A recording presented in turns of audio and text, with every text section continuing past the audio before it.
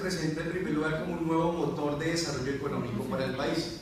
Algo lo mencionó también el concejal Andrés Forero, que pues en Colombia fracasó ese modelo que nos impusieron de especializarnos en materias primas mineroenergéticas, el modelo de la economía petrolera, y entonces ahora están buscando nuevas formas de tener motores de desarrollo económico. Yo creo que la economía naranja, como la están mostrando, no va a ser un motor de desarrollo económico para el país, todo lo contrario, puede afectar y terminar quebrando a emprendimientos locales y nacionales en lo que tiene que ver con la cultura y con lo que se denominan las industrias creativas.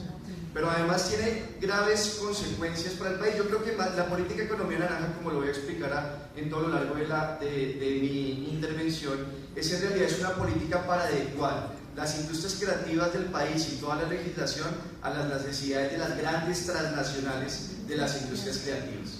Y tiene tres consecuencias que a mí, desde mi punto de vista, son supremamente graves. En primer lugar, a nuestros productores nacionales los ponen a competir en condiciones muy desiguales con los grandes transnacionales del entretenimiento a nivel mundial, en condiciones absolutamente desiguales. Y como está planteada tanto la ley de economía naranja como el acuerdo que se está tramitando, o sea, el que se va a discutir en el Consejo, no hay incentivos o apoyos ciertos por parte del Estado para nuestros productores nacionales para que puedan competir con esas grandes transnacionales del entretenimiento. Primera consecuencia que es extremadamente grande. Segunda consecuencia es la desnacionalización de la cultura, que es un resultado de la primera consecuencia que yo les menciono. Si nuestros productores nacionales no van a poder producir, ya sea cultura o arte, pues entonces vamos a terminar, o se van a terminar de imponer las creaciones no nacionales, sino las creaciones extranjeras. Y la tercera consecuencia que creo que es muy importante que se discuta en esta asamblea, que es de cultura, arte y patrimonio, es que es un golpe mortal contra el arte, como una de las expresiones de la cultura en un concepto muy general. Entonces voy a explicar cada una de estas tres consecuencias. En primer lugar, la quiebra o la ruina del poco o mediano emprendimiento que hay en el tema de industrias creativas en Bogotá y en todo el país. El concepto de economía naranja, y así lo señala la ley de economía naranja, tiene uno de los principios que es la internacionalización de las industrias creativas bogotanas y colombianas.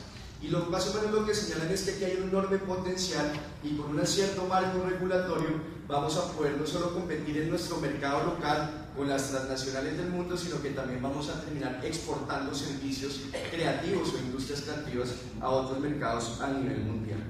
Pero aquí estamos en la globalización neoliberal. Y en la globalización neoliberal, en ese marco en el que se mueve esta política de economía naranja, hay inmensas transnacionales, monopolios, emporios de las industrias del entretenimiento. Uno que siempre menciona aquí, es muy conocido, es el emporio de Hollywood. Entonces la primera pregunta, si vamos a irnos al cine, la primera pregunta que hay que hacernos es ¿cómo vamos a hacer para que nuestros productores de cine locales, bogotanos, puedan competir con la industria o el emporio que es Hollywood? Porque la economía naranja se enmarca en eso, en el factor de la competencia. Entonces, si tenemos ese emporio que es Hollywood y aquí tenemos unos productores independientes que trabajan con las uñas porque los incentivos son muy reducidos, porque el presupuesto es muy reducido, entonces lo que uno tiene que plantear es cómo apoyar a esos productores locales para que puedan tener ese nivel de competencia. Y aquí no hay una política realmente del Estado para apoyar a nuestros productores locales. Los incentivos y el presupuesto son muy reducidos para que puedan competir en condiciones más o menos iguales. Miren ustedes algunas cifras. El PIB, la riqueza que produce el sector de la economía creativa en Estados Unidos, es de 500.000 millones de dólares. La cifra astronómica. El de Colombia es de 11.000 millones de dólares. Entonces, eso es poner a competir, es como si pusiéramos en un round de boxeo, en un ring de boxeo, a competir a Mike Tyson contra un niño de 5 años. Nos lo aniquilan al segundo. Y ese es el mismo problema que tenemos con esto. Porque la economía naranja, y así también lo señala la exposición de motivos del acuerdo, se enmarca en todo este problema de la globalización y en los tratados de libre comercio. Y los tratados de libre comercio que hacen parte de esta política tienen una serie de restricciones para que el Estado colombiano respalde a sus artistas, a sus productores nacionales. Tiene una serie de restricciones. ¿Restricciones como cuáles? Hay una cláusula en todos los TLCs que se llama trato nacional. Trato nacional. Es una de las peores cláusulas. ¿Qué dice esa cláusula? Esa cláusula dice que que las ventajas, los beneficios que el Estado colombiano le otorgue a productores nacionales, automáticamente se los tiene que otorgar a los productores extranjeros con los que se firmó ese TLC. En el caso del TLC con Estados Unidos, a los productores de Estados Unidos. Entonces, por ejemplo, hay una forma de incentivar, dentro de esa gran definición de economía naranja caben muchas cosas. No sé, la arquitectura, la publicidad. El Estado podría tener como política para incentivar a sus empresas de publicidad que la contratación con el Estado se privilegie a las firmas nacionales o a las firmas locales. Bueno, si eso se establece, los gringos fácilmente los pueden demandar, como ya los están demandando en otros sectores, y decir, esa política viola la cláusula de trato nacional. O sea, son unas restricciones que tenemos que no se pueden ignorar. Los TLCs también regulan en detalle todo lo que tiene que ver con la propiedad intelectual. La economía naranja está pegada sobre el concepto de propiedad intelectual. Y en los TLC se asume el criterio de la propiedad intelectual, no el de la escuela francesa, que privilegia el derecho de autor del productor, del creador, sino la escuela del copyright anglosajón, donde lo que se privilegia no es el derecho de autor del creador, sino del comercializador, porque así está diseñado eso. O sea, el productor como persona natural o como emprendedor que llaman, termina bajo esas regulaciones entregándole sus derechos de autor a las grandes transnacionales que terminan comercializando ese producto. Esto es muy parecido a lo del café. A nivel mundial, de todo el mercado mundial de café en taza, los comercializadores se quedan con el 90% de la plata, mientras que los productores, como los campesinos y empresarios colombianos que producen café, apenas se quedan con el 10% de todo el mercado mundial, todo privilegiando al comercializador. Entonces se terminan produciendo maquilas de la cultura, digo yo. Es una maquila, es donde se aprovecha la mano de obra barata de un país para que una transnacional haga gigantescos negocios. Está sucediendo en el cine. En el cine, la ley de cine, como se crearon una serie de incentivos para que productoras extranjeras vengan a grabar películas en Colombia, entre esos incentivos es una reducción drástica de la tasa de renta en materia de tributación, que lógicamente no se le aplica a los productores nacionales. Entonces vienen, se aprovechan de esas ventajas tributarias, de la mano de obra barata de los técnicos, de los camarógrafos, y vienen aquí, producen su película aprovechando esa mano de obra y van y la exponen en todas las salas del cine del mundo haciendo ganancias multimillonarias. Y en la ley de economía naranja y en el proyecto de acuerdo que hay en el Consejo, en realidad el papel del Estado desaparece. En la ley de economía naranja que hay un comité con Findeter y una serie de bancos, Bancoldex, entonces que la ayuda va a ser créditos. Y nosotros ya sabemos cómo funcionan esos créditos, ya tenemos la experiencia del Fondo Emprender del SENA, que se hizo ya hace varios años, que nos dijeron que eso iba a ser buenísimo, que el emprendimiento, y eso terminan perdiendo su patrimonio porque no pueden pagar esos créditos que siguen siendo bastante costosos. Y en el proyecto de acuerdo yo estuve revisando, bueno, qué incentivos hay, cuál va a ser el papel del distrito como tal. Y lo que dice es que los incentivos van a ser incentivos del distrito a empresas que patrocinen a los creadores locales. Entonces, el mecenazgo que llaman, ¿cierto? Entonces, el que haga eso va a tener una serie de incentivos tributarios, no se aclara precisamente, pero ese no es el instrumento para que nuestros productores, artistas, gestores culturales puedan competir en el marco de la globalización con los grandes emporios. Esto lleva a la segunda consecuencia que yo les decía, que es la desnacionalización de la cultura. Me queda poco tiempo, voy a ir más rápido en este punto. Y es que, bueno, si nuestros productores, artistas, todos se quiebran y no pueden hacer su emprendimiento, pues las creaciones que se terminan imponiendo son las creaciones extranjeras y es la desnacionalización de la cultura, que es extremadamente grave. Un país necesita una cultura nacional para crear identidad, para poder sacarlo adelante, y más un país como Colombia. A nosotros nos han echado el cuento, ¿no?, que en la globalización, la cultura de la globalización es buenísima porque es la suma de las distintas culturas de los distintos pueblos del mundo. Y eso no es así. La cultura de la globalización es la cultura de las grandes potencias, de las industrias culturales. Y si no, hagan este ejercicio. En Bogotá prendan el televisor y busquen los canales de películas y son las mismas películas que están pasando en Estados Unidos, en Costa Rica, en Argentina, en Brasil, en Europa. Todo es la homogenización de la cultura, es lo mismo. Hay muy pocos países que se han salvado de ese tipo de cosas. Yo no digo que tengamos que rechazar las expresiones culturales de los otros países, no, bienvenidas. pero tenemos que construir también y defender nuestra propia cultura nacional y que las otras culturas de otros pueblos pues influyan en la nuestra. Yo pongo el ejemplo de Lucho Bermúdez.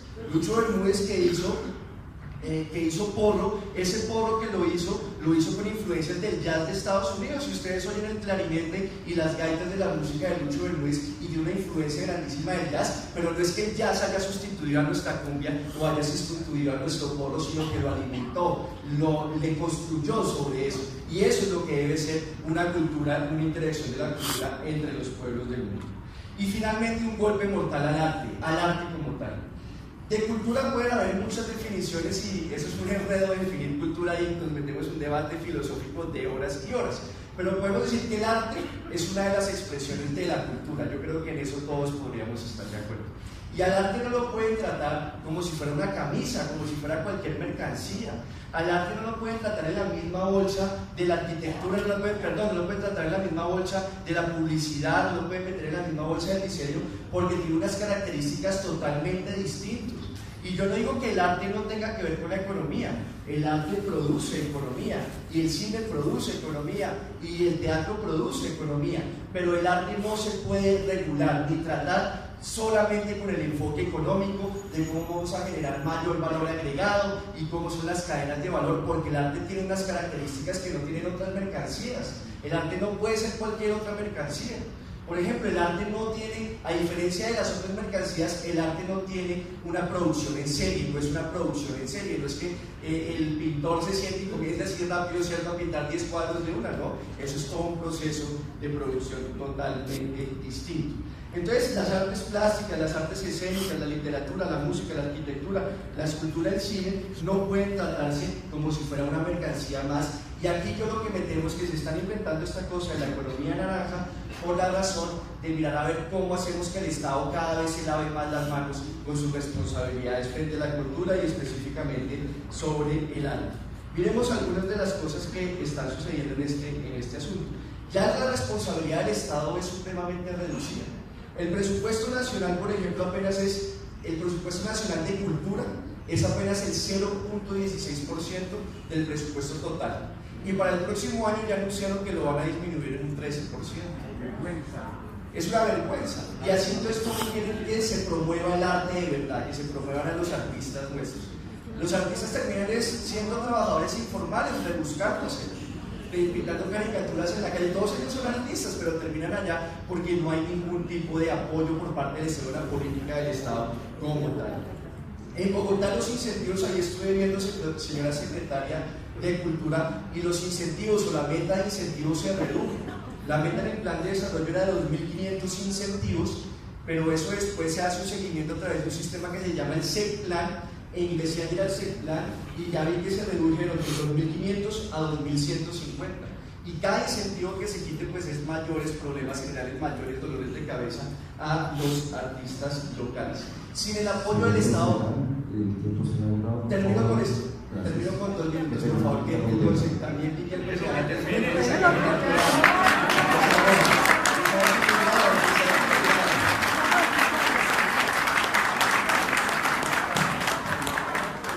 bueno, entonces con esto. Sin el apoyo del Estado no se puede desarrollar nuestro sector cultural y nuestro sector artístico. Eso está demostrado. Es más, la UNESCO declaró a Bogotá como una de las 35 ciudades más creativas. Eso siempre nos lo muestran quienes defienden la economía naranja, para decir, miren el potencial que tenemos. Pero la declaró como una de las ciudades más creativas por festivales o eventos artísticos donde el Estado tiene una participación importante, como los festivales al parque, ahí que el Estado no existe. El Estado es el principal responsable de eso, como los festivales de lectura que se hacen en Bogotá, los festivales de teatro donde el Estado tiene una serie de participación, las salas concertadas, etc. O sea, ahí no es que sea por una iniciativa privada. La declaración de la UNESCO de Bogotá como ciudad creativa no fue por esos eventos privados que son negocios del arte y la cultura, como los que hace la Cámara de Comercio, ARPO, que ahora me dijeron que en el último de ARPO casi no pudieron entrar artistas locales, Bogotá Music Market y demás eventos que son como ferias de negocios. El arte no puede ser solo un negocio. Claro, el arte tiene impactos económicos positivos, de desarrollo económico, de generación de ingresos para los artistas, de generación de empleo. Yo no digo que eso no sea una función del arte, pero no es su única ni su principal función. El arte ayuda a construir sociedad, ayuda a construir ciudadanía consciente, ayuda a construir una identidad nacional. Y si todo el arte se mete bajo los criterios de la economía naranja, a competir bajo los criterios de la globalización neoliberal, repito, va a ser un golpe mortal al arte. En defensa del arte, la economía naranja no debe tener ese enfoque, la economía naranja debe discutirse cada uno de sus criterios de manera democrática. Y recuerden una cosa también, la economía naranja es el nuevo instrumento de esa crisis de la globalización neoliberal para encontrar nuevos nichos de ganancias. Y no es solo la economía naranja, también no solamente la economía verde. Como se quebró el capitalismo a nivel mundial con la crisis financiera del 2008 y todavía no ha tenido salida esa crisis, buscan nuevos nichos para encontrar nuevas tasas de ganancia, y la economía naranja es uno de ellos. En defensa del arte y de la cultura, no a la economía naranja. Muchas gracias.